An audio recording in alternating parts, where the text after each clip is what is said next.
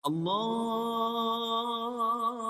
Akbar, Part paling best waktu raya bila bangun je pagi-pagi, siap-siap terus pergi masjid.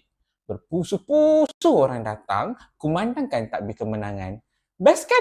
Tapi aku tak ada kat situ. Aku terpaksa kerja sebab nak cari duit. Kau faham tak perasaan aku ni? Faham tak? Kau faham tak ni? Faham. Senang je.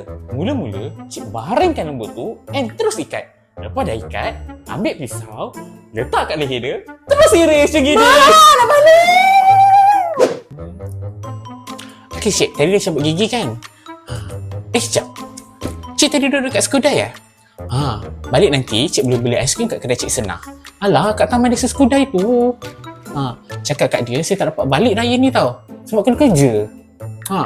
Ubat ni, cik kena makan juga. Sebelah kedai Cik Senah tadi, ada kedai Pak Samad. Bagi tahu kat dia, simpankan lemang untuk saya, okey? Apa kejadan ni kaitan dengan cabut gigi? Padan muka. Orang sibuk nak raya, kau sibuk nak kerja. Lepas tu, merentan sendiri. Ya? Encik Imran, ada barang? Kau? Kau pun tak raya?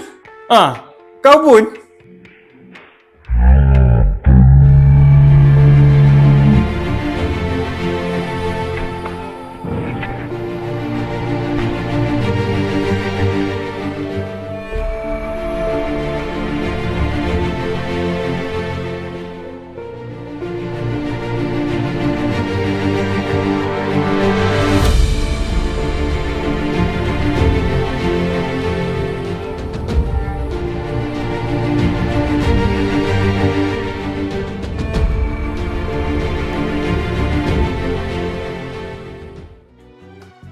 Raya tak semestinya perlu meriah.